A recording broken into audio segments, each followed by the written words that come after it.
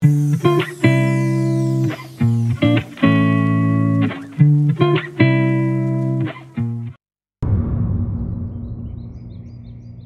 datang kembali di Laskar Film Channel, tempatnya abstraksi film.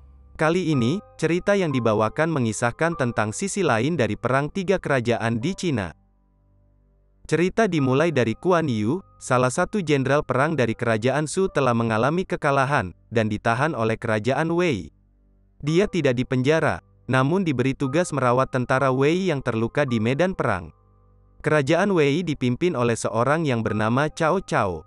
Dia merupakan pemimpin yang pintar dan tegas, namun dikenal sangat licik dan kejam. Cao Cao menilai, Guan Yu adalah sosok yang sangat kuat pada saat di medan tempur. Namun dia memiliki kelemahan, yaitu dia sangat lembut dan menghargai nyawa manusia. Hal tersebut dimanfaatkan Cao Cao untuk menguntungkan pihaknya. Cao Cao meminta Guan Yu membantunya mengalahkan salah seorang jenderal musuh. Dengan dalih, agar korban yang berjatuhan tidak makin banyak. Guan Yu menyetujuinya, kemudian meminta 30 prajurit untuk ikut bersamanya.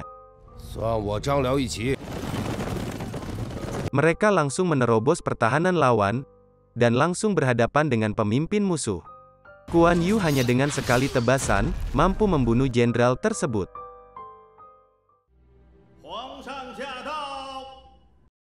Atas jasanya tersebut, Kaisar memberikan gelar bangsawan dari Hansu, dan berpangkat letnan jenderal.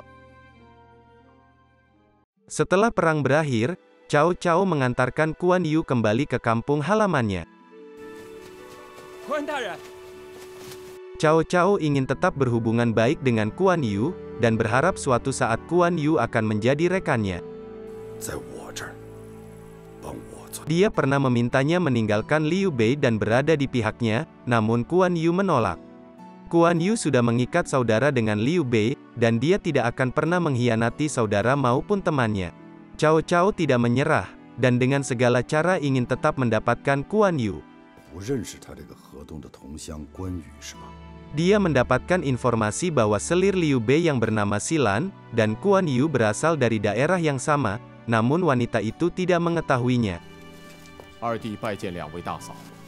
Cao Cao curiga bahwa ada sesuatu antara Guan Yu dengan wanita tersebut.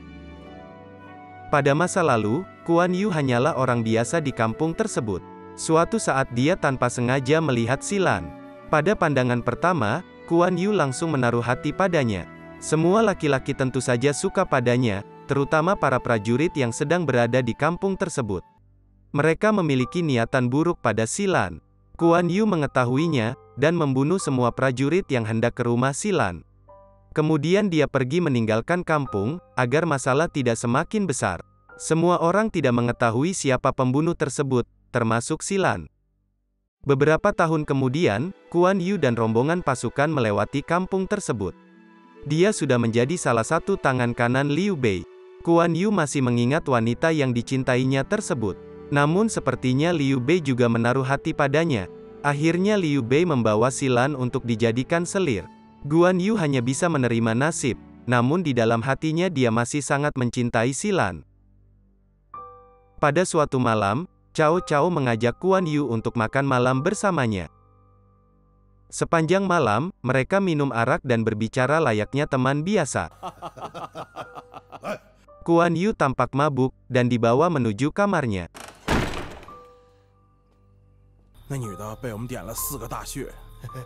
Ternyata, makanan yang dihidangkan untuk Guan Yu sudah diberikan obat perangsang.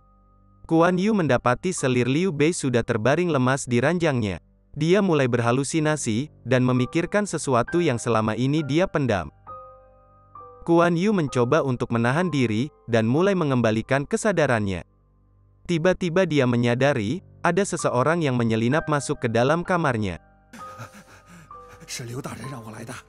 Ternyata, orang tersebut adalah utusan dari Liu Bei yang memberitahunya lokasi Liu Bei saat ini. Pada pagi harinya, Guan Yu ingin bertemu Cao Cao dan ingin mengucapkan salam perpisahan. Namun Cao Cao yang menyadari kesalahannya, merasa malu dan enggan menemuinya. Warga kampung yang mendengar rencana kepergian Guan Yu bersujud, dan mengucapkan selamat jalan kepadanya. 各位乡亲保重。 Kemudian Kuan Yu membawa Silan untuk pergi ke lokasi Liu Bei secepatnya. Cao Cao memerintahkan pada anak buahnya untuk membiarkan Kuan Yu pergi. Namun tidak semua setuju dengan pendapat Cao Cao.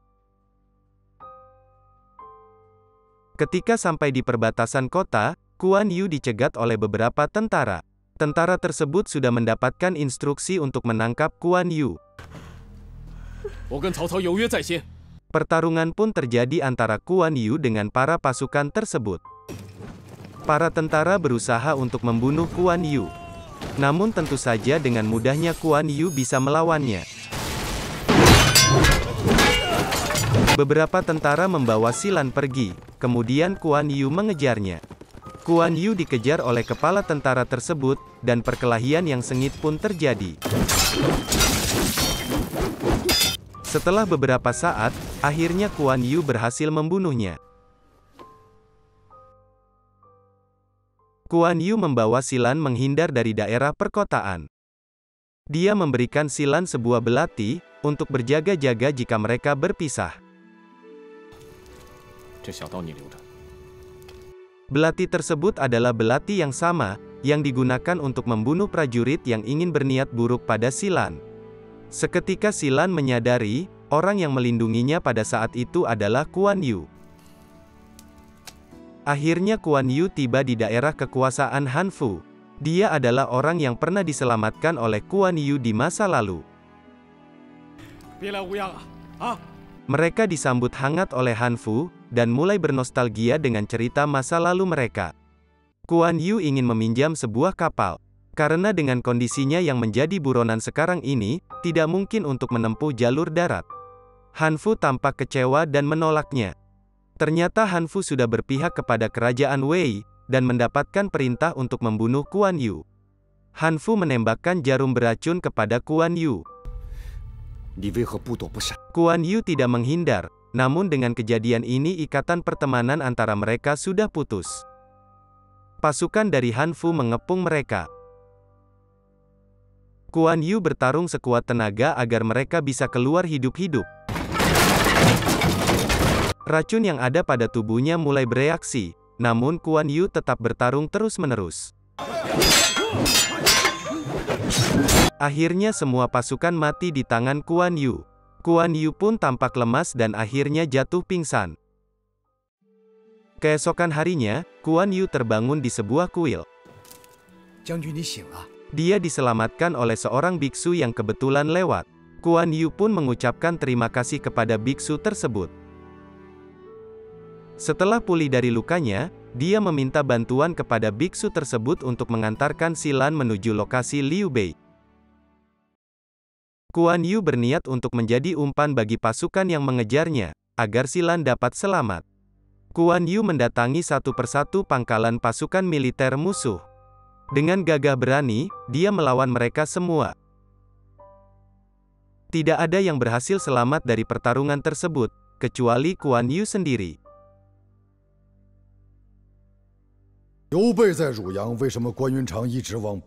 Cao Cao heran, kenapa Kuan Yu yang dikenal tidak suka mencari masalah, malah mendatangi jenderal-jenderalnya dan membunuh mereka? Salah satu anak buah Cao Cao memberitahu, bahwa para jenderal tersebut mendapat perintah untuk membunuh Kuan Yu.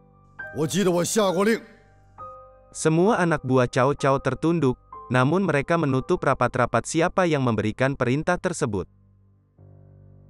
Guan Yu terus melanjutkan perjalanannya sampai di kota Xingyang. Di sana dia merasa heran, karena tidak ada pasukan yang menghadangnya. Tiba-tiba seseorang muncul dan memberitahunya, kalau seluruh pasukan dan warga sudah dipindahkan agar tidak ada korban jiwa.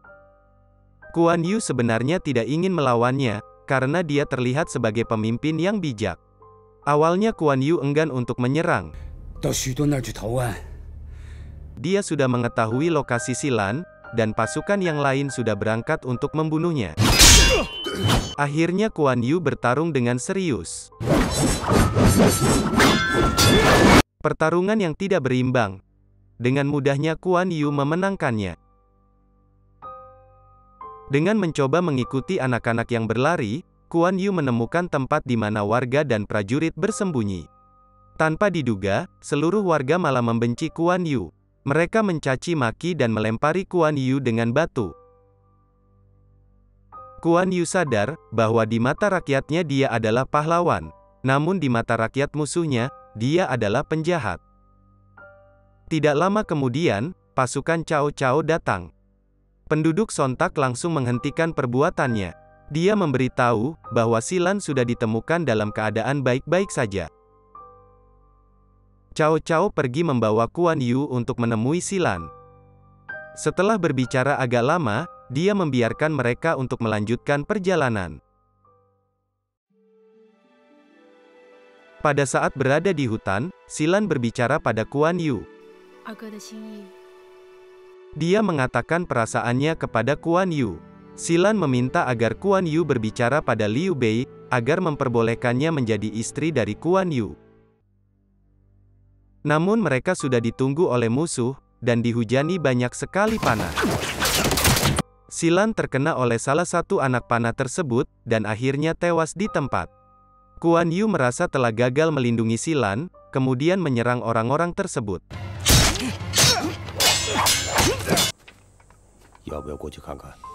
Cao Cao yang curiga akan hal itu, mencoba menyusul Kuan Yu. Dia mendapati yang menyerang Kuan Yu adalah salah satu pengawalnya. Ternyata, yang memerintahkan pengejaran kepada Kuan Yu selama ini adalah Kaisar sendiri. Cao Cao sangat marah dan kecewa kepada Kaisar karena tindakan bodohnya. Namun dia sadar, titah Kaisar adalah mutlak. Cao Cao memberikan sebilah pedang untuknya, dan menyuruh untuk membereskan masalahnya sendiri. Tiba-tiba dari kabut muncullah Kuan Yu. Dia sudah membunuh semua prajurit yang dikirim. Kuan Yu akhirnya sadar bahwa itu adalah perintah dari Kaisar, dan dia ingin membunuhnya. Mengetahui hal itu, Cao Cao mencoba menghentikannya. Dia memberitahu bahwa apabila Kaisar mati, itu sama saja menyulut perang menjadi makin besar. Amarah Kuan Yu mereda berkat Cao Cao. Kemudian Kuan Yu pergi membawa mayat Silan bersamanya, menuju ke tempat Liu Bei.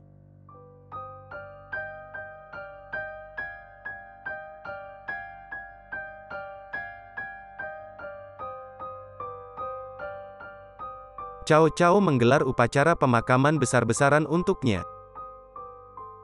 Walaupun Kuan Yu adalah musuhnya di medan tempur, namun Cao Cao sangat menghormatinya. Sekian cerita dari film tersebut, dan semoga kalian menikmatinya. Jangan lupa subscribe, like, dan komennya agar channel ini terus berkembang.